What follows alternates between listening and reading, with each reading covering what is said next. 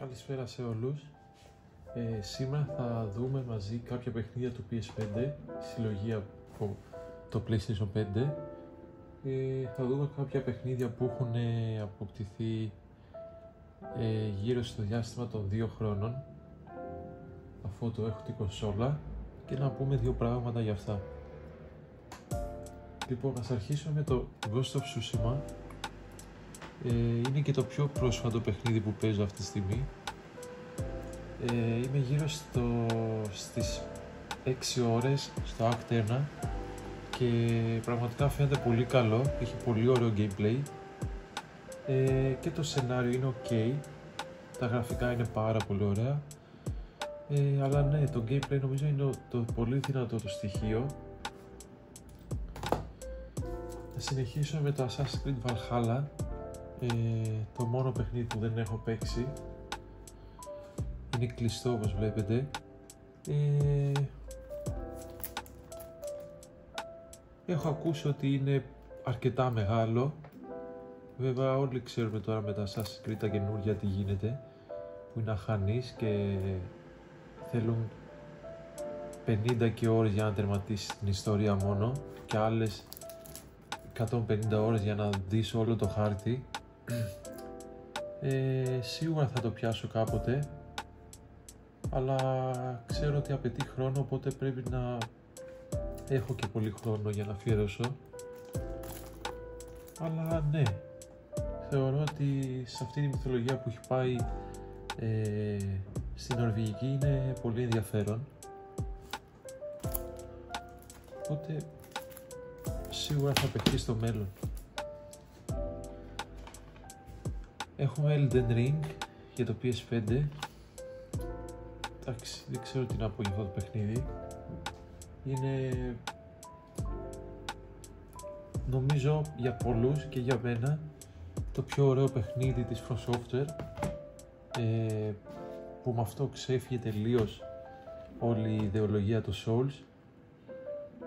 Πήγε δηλαδή ακόμα ένα level παραπάνω τα Dark Souls και όλα αυτά τα στοιχεία που είχαν τα προηγούμενα παιχνίδια και τα πήγε σε άλλο επίπεδο.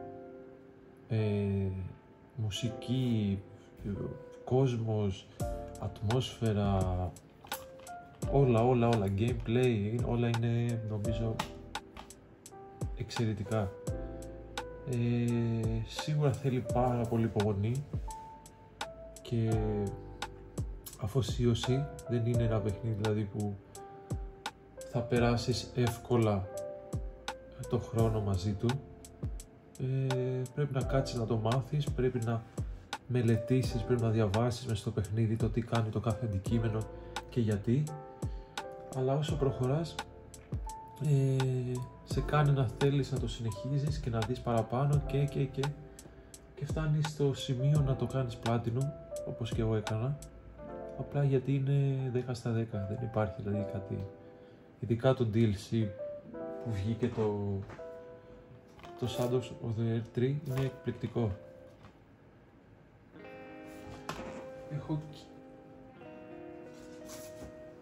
Θα σας δείξω και μια το Steelbook που είναι πολύ όμορφο.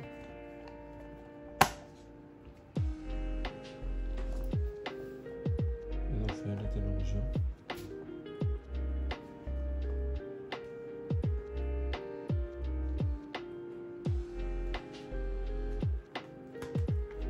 Αυτά για το Elden Ring. FIFA 24 ή FC 24. Ok. Ένα FIFA για να παίζω με φίλους μου. Δεν ασχολούμαι με το online. Μόνο ένα διπλό. Είναι νομίζω ok για το διπλό, δηλαδή με φίλους και παρέα, είναι πολύ κομπλέ. Ναι. God of War Ragnarok. Η συνέχεια του God of War του 2018 που έφυγε από την ελληνική μυθολογία και πήγε στη σκανδιναβική και αυτό. Για μένα το σενάριο του ήταν ακόμα πιο ωραίο, λόγω ότι είδαμε και καινούριους χαρακτήρες όπως ο Odin και ο Thor. Είναι Είναι sequel από το πρώτο, γραφικά ασύλληπτα, gameplay πολύ ωραίο. Το μόνο μου παράπονο που είχα με τα δύο God of War είναι ότι όσοι το έχετε παίξει μπορείτε να καταλάβετε, είναι το πόσο βαρύ είναι ο χειρισμός του. Είναι πολύ βαρύς, οπότε πολλές φορές μπορεί να κάνεις dodge αλλά να μην γίνει το dodge. Αλλά κατά τα άλλα δεν υπάρχει κάτι αρνητικό να πω. Μουσική, σενάριο, voice overs, όλα είναι απίστευτα. Death Stranding, αυτό το είχα τερματίσει όταν είχα PS4, στο PS4, και αυτό είναι πάρα πολύ ιδιαίτερο παιχνίδι, γιατί πολλοί στην αρχή το κράξανε και είπαν ότι είναι walking simulator, συγγνώμη, ότι δεν υπάρχει σκοπός σε αυτό που κάνεις, ότι είναι χάσιμο χρόνο και χιλιαδιό. Ήθελα να το παίξω για να δω αν ισχύουν όλα αυτά ή αν το παιχνίδι έχει να διηγηθεί κάτι, και νομίζω ότι έχει από τα πιο ωραία γραμμένα σενάρια που έχω δει. Γενικά η γραφή του είναι πάρα πολύ ωραία, και ο Kojima νομίζω έκανε μια απίστευτη δουλειά σε αυτό, μια απίστευτη ατμόσφαιρα, έναν απίστευτο κόσμο, χαρακτήρες, τι να πω.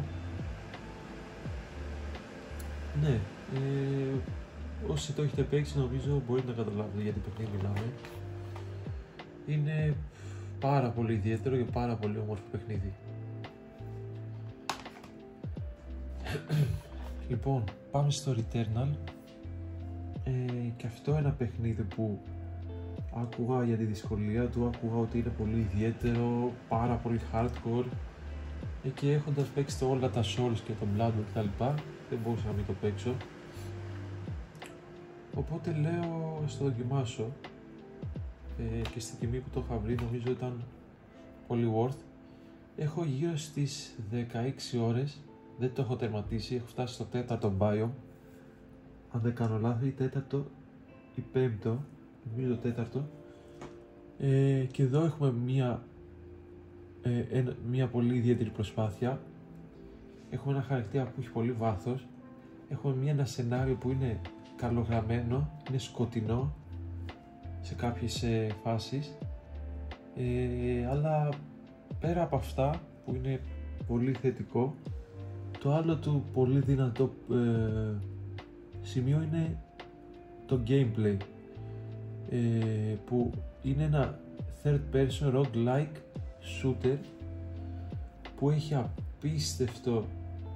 απίστευτο χειρισμό, απίστευτο gameplay, απίστευτη ροή.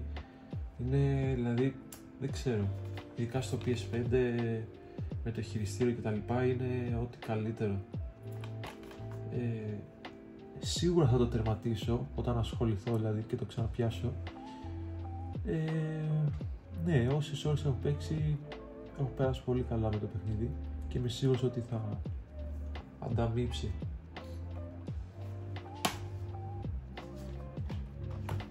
Demon's Souls, το πρώτο παιχνίδι που πήρα με το PS5, δεν είχα παίξει το παλιό στο PS3, οπότε έπαιξα πρώτη φορά το PS5 version. Εντάξει, τα γραφικά του είναι απίστευτα, πραγματικά, σαν remake. Τώρα όσοι έχετε παίξει Souls, πάνω κάτω ξέρετε τι να περιμένετε. Είναι ίδιο στυλ. Ξεκινάς από ένα σημείο που δεν έχεις πολλά, όσο περνάς τα levels και τα λοιπά, αποκτάς ψυχές, ας το πούμε. Ναι, όσο περνάς τα level αποκτάς ψυχές, αγοράζεις, ανεβαίνεις level, βρίσκεις καινούργια όπλα,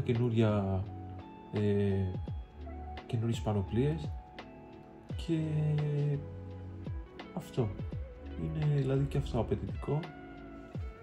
Θα έλεγα ότι είναι πιο εύκολο από τους επόμενους τίτλους, το Dark Souls 1, 2 και 3, τουλάχιστον στο PS5 αυτό το remake, αλλά και αυτή είναι μια παιχνίδα της From Software που όσοι έχουν ασχοληθεί με Souls νομίζω ότι πρέπει να παίξουν και τον Demon's Souls.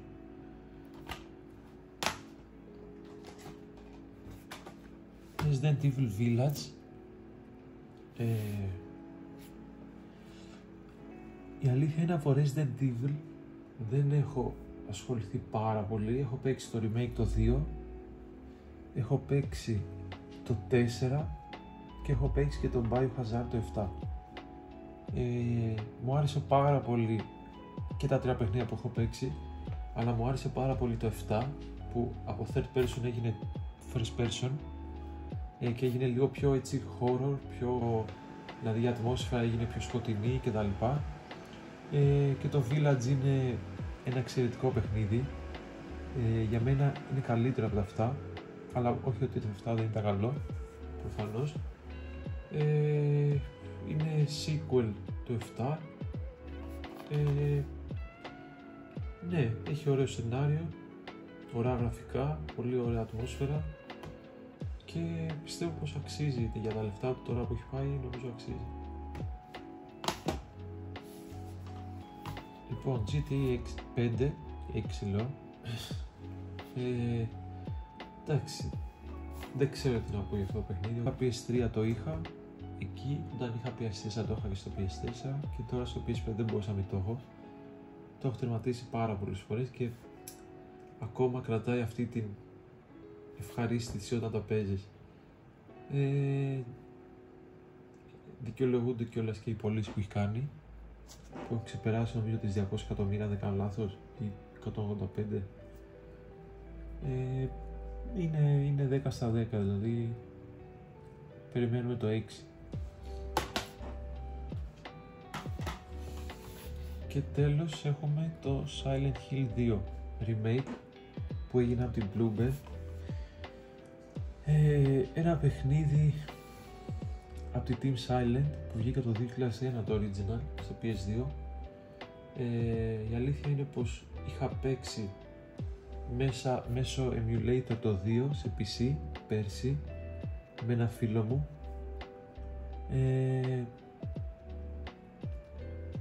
Δεν ξέρω τι να πω, δηλαδή το βάθος που έχει το παιχνίδι στο σενάριο, στους χαρακτήρες και τα νοήματα που σου αφήνει είναι απίστευτο πραγματικά. Η ατμόσφαιρά του είναι πάρα πολύ σκοτεινή, πάρα πολύ αποπνιχτική. Είναι, τι να πω, είναι 10 στα 10, είναι, δηλαδή δεν μπορώ να πω κάτι αρνητικό. Η μουσική του, η γραφή, οι χαρακτήρες, δεν ξέρω τι να πω. Νομίζω ότι όλοι πρέπει να παίξουν αυτό το παιχνίδι. Όσοι έχουν PS5 πρέπει να το παίξουν όλοι. Και σίγουρα θα τους αφήσει πάρα πολλά ερωτήματα που μετά με λίγο ψάξιμο ή μέσα στο παιχνίδι μπορείς να καταλάβεις τι γίνεται και με τα πολλά τέλη που έχει. Είναι απίστευτο παιχνίδι. Το καλύτερο που έχω παίξει αυτή τη χρονιά, σίγουρα.